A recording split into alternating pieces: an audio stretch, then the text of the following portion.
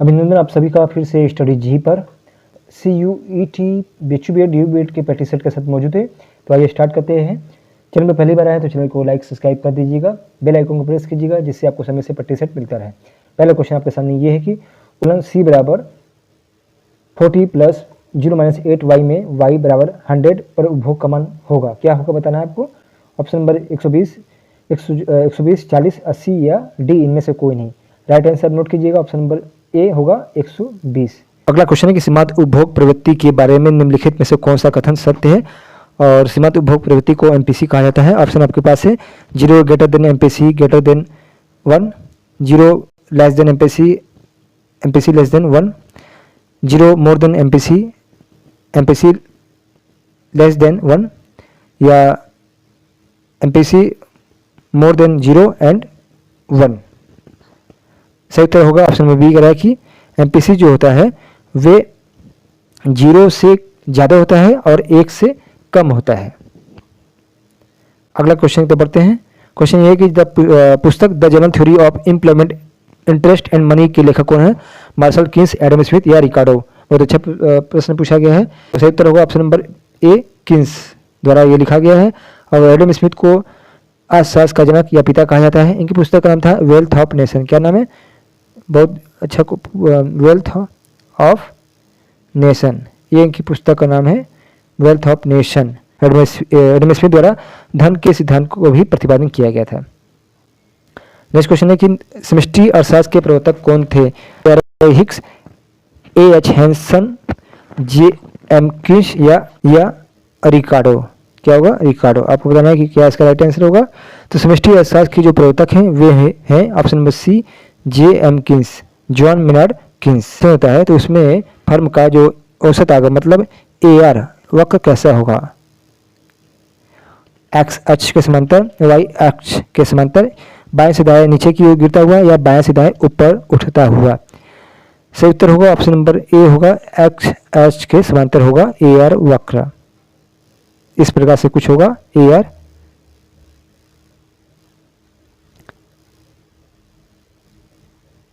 इसका right answer हो जाएगा X अक्ष के समांतर। नेक्स्ट क्वेश्चन है कि निम्नलिखित में से कौन पूर्ण प्रतियोगिता का लक्षण नहीं है। क्रेताओं की अधिक संख्या, कीमत विभेद, विक्रेताओं की अधिक संख्या या समरूप वस्तुएं। तो पूर्ण प्रतियोगिता में जो लक्षण पाए जाते हैं वे विक्रेताओं की अधिक संख्या इसमें पाई जाती है, क्रेताओं की भी अधिक संख्या इसमें पाई जाती है। इसके अलावा इसमें समरूप वस्तुएं भी पाई जाती है, लेकिन यहाँ पूछा गया लक्षण कौन सा नहीं पाया जाता है, तो कीमत विभेद का लक्षण नहीं पाया जाता। तो सही उत्तर चलेंगे ऑप्शन नंबर बी, कीमत विभेद इसमें नहीं पाया जाता है।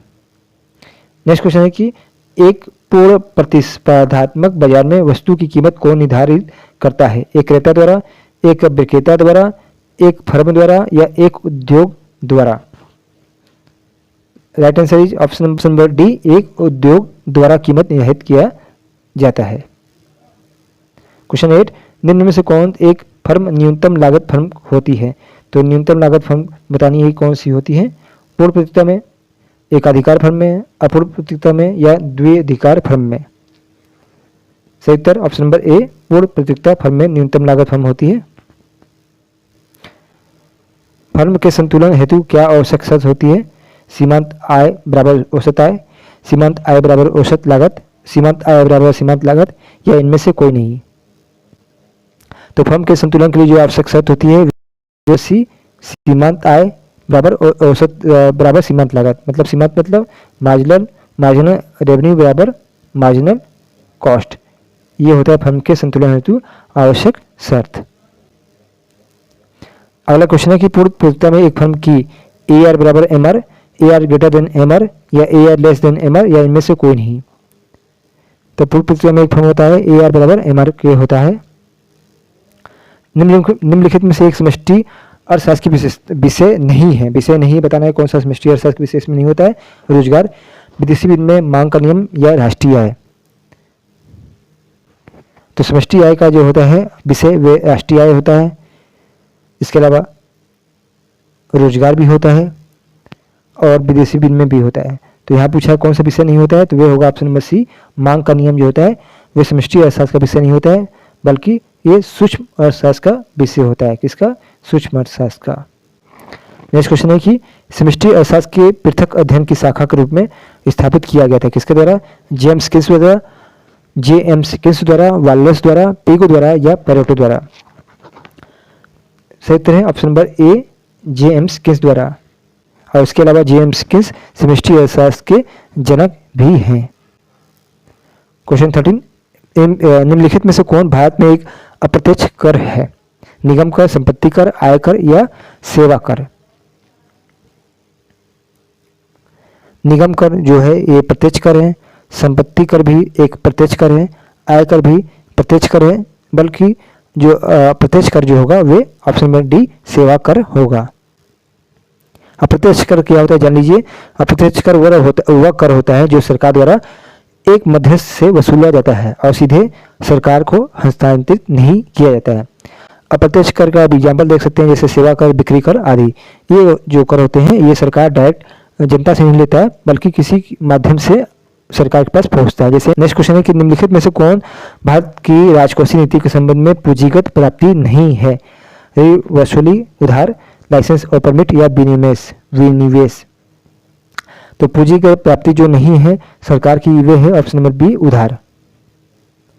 मांग की लोच प्रस्तुत करने का श्रेय किसे जाता है?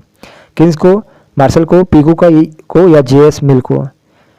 तो मांग की लोच की बात हो रही है तो ये जाता है श्रेय ऑप्शन नंबर बी, मार्शल को। अगला क्वेश्चन है कि सीमांत उपयोगिता मापने का सूत्र क्या है? mu बराबर tu माइनस 2u माइनस 1 या mu tu plus 2u minus 1, mu बराबर tu माइनस 2u, mu बराबर tu प्लस 1। तो mu मतलब सीमांत उपयोगिता होती है, मार्जिनल यूटिलिटी होता है, और tu मतलब होता है टोटल यूटिलिटी। तो सही उत्तर आपका होगा ऑप्शन नंबर 1 हो जाएगा, mu बराबर tu माइनस 2u 1। अगला क्वेश्चन की तरफ बढ़ते हैं।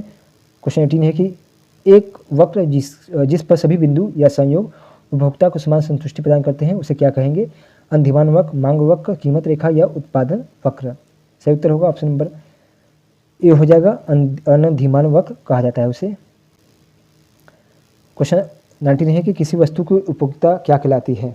वस्तु की उत्पादन क्षमता, व्यक्ति की किसी आवश्यकता को संतुष्ट करने की क्षमता, वस्तु का स्वाद।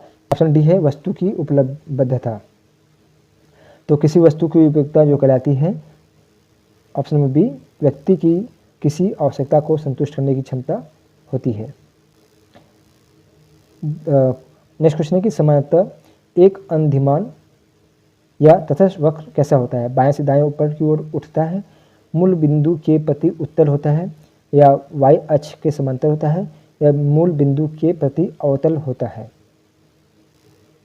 राइट आंसर इज मूल बिंदु के प्रति उत्तल होता है। तो सामान्यतः जो उद्देश्यता वक्र होता है वे कुछ इस प्रकार से होता है, तो वे मूल बिंदु के प्रति उत्तल होता है। निम्नलिखित में से कौन सा कथन सही है बताना है? 1949 में योजना आयोग की स्थापना प्रधानमंत्री की अध्यक्षता को अध्यक्ष के रूप में लेकर की गई। अगला है कि जीडीपी एक वर्ष के दौरान देश में उत्पादित सभी अंतिम वस्तुओं और सेवाओं का बाजार मूल्य है। ऑप्शन दिया गया है कि केवल 2 सही है, या 1 और 2 दोनों सही है, तथा सी है ना तो 1 सही है ना तो 2, या केवल 1 सही है। ऑप्शन नंबर ए, केवल जो दूसरा ऑप्शन है वे सही है, पहला सही नहीं है, क्योंकि 1949 नहीं बल्कि 15 मार्च 1950 को योजना आयोग की स्थापना हुई थी। कब हुई थी? 15 मार्च 1950 को। अगला क्वेश्चन है कि माल और सेवा कर जिसे जीएसटी कहा जाता है भारत में कब आरंभ हुआ था? जुलाई 2017 में, जनवरी 2017 में, फरवरी 2017 में, या अप्रैल 2017 में? तो जीएसटी जो प्रारंभ हुआ था वो हुआ था फरवरी 2017 में। Option number C. कि भारत की 11वीं पंचवर्षीय योजना की अवधि क्या थी? 2007 से 12, 2012 से 17, 2002 से 7, या 2011 से 2016? बहुत अच्छा क्वेश्चन है, तो इसका सही उत्तर लगाइएगा। ऑप्शन नंबर ए हो जाएगा, 2007 से लेकर 2012 ये 11वीं पंचवर्षीय योजना की अवधि थी।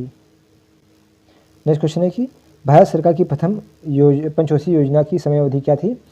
1951 से 56, 1950 से 55, 1951 से 55, या 1952 से लेकर 1957?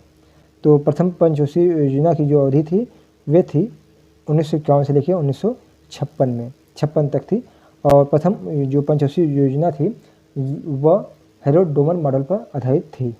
नेक्स्ट क्वेश्चन है कि प्रधानमंत्री जन धन योजना संबंधित है, किससे संबंधित है? निर्धनता निवारण से, वित्तीय सेवाओं से, ग्रामीण विकास से या गरीबों के आवास से। तो प्रधानमंत्री जन धन योजना जो संबंधित है ऑप्शन नंबर बी वित्तीय सेवाओं से संबंधित है। और गरीबों के लिए आवास जो है वे है प्रधानमंत्री आवास योजना, उससे संबंधित है। अगला क्वेश्चन है और इसका शुभारंभ जो किया गया था 28 अगस्त 2014 को किया गया था जनधन योजना का। नेक्स्ट क्वेश्चन की तरफ बढ़ते हैं। क्वेश्चन ये है कि न्यूनतम समर्थन मूल्य किससे संबंधित है? खुदाई से, सीमेंट से, मछली पकड़ना या कृषि से संबंधित है? तो न्यूनतम समर्थन मूल्य जो संबंधित है वे कृषि से संबंधित है। तो इसे MSP कहा जाता है, जिसे कहा जाता है मिनिमम सपोर्ट प्राइस, इसे कहा जाता है न्यूनतम समर्थन मूल्य कहा जाता है। ऑप्शन 1 यह है कि तृतीयक गतिविधियाँ सेवाओं के माध्यम से प्राथमिक और द्वितीयक क्षेत्रों को सहायता प्रदान करती है। सेकंड है कि बैंकिंग द्वितीयक गतिविधि का एक उदाहरण है। ऑप्शन दिया है केवल एक सही है, केवल दो सही है, ना ही एक और ना ही दो। ऑप्शन डी है कि एक तथा दो दोनों सही है। तो दोस्तों इसका सही उत्तर लगाइएगा। ऑप्शन नंबर ए सही हो जाता है, केवल एक सही है, क्योंकि जो बैंकिंग है वह द्वितीयक गतिविधि नहीं है बल्कि ये तृतीयक गतिविधि है। क्या है? तृतीयक गतिविधि है बैंकिंग क्षेत्र। और पहला आपका ऑप्शन नंबर सही है कि प्राथमिक और द्वितीयक क्षेत्र सहायता प्रदान करते हैं तृतीयक गतिविधि को। तो प्राइमरी 3 सेक्टर होते हैं भारतीय अर्थव्यवस्था में, प्राथमिक, द्वितीयक और तृतीयक होते हैं।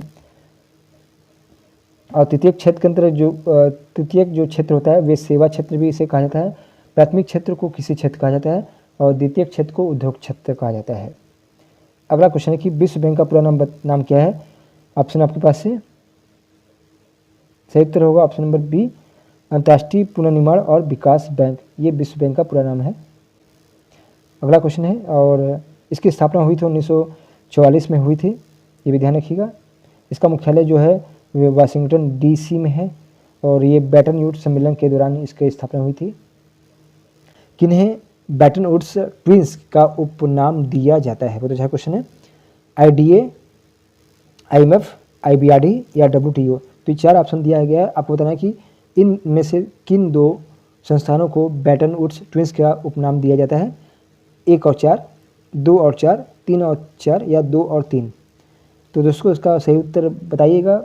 ऑप्शन नंबर डी लगाइएगा। ऑप्शन डी कह रहा है कि 2 और 3, मतलब जो दूसरा है IMF और चौथा जो है तीसरा जो IMF और IBRD, ये जो 2 संस्थाएं हैं इन्हें कहा जाता है बैटन वुड्स ट्विंस। क्या कहा जाएगा? बैटन वुड्स ट्विंस कहा जाएगा।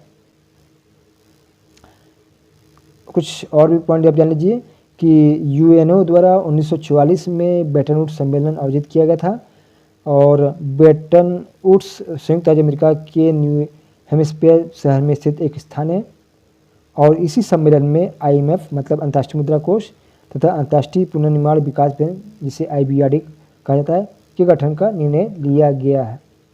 इसलिए दोनों संस्थानों को बैटन वुड्स के जुड़वा या बैटन वुड्स ट्विंस के उपनाम दिया जाता है। इसी एजेंसी विश्व विकास रिपोर्ट प्रकाशित करती है।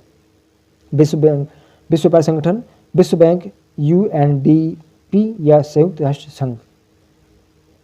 सही उत्तर की तरफ जाएंगे। ऑप्शन नंबर सी है, UNDP द्वारा विश्व विकास रिपोर्ट प्रकाशित की जाती है और ये रिपोर्ट पहली बार 1978 में प्रकाशित किया गया था। मिलते हैं नेक्स्ट प्रैक्टिस सेट के साथ, चैनल पर बने रहें। नेक्स्ट लाइक सब्सक्राइब और शेयर जरूर कीजिएगा। इस बार एक सीट अपनी जरूर पक्की कीजिएगा CUT, BHU, BED या DU BED में।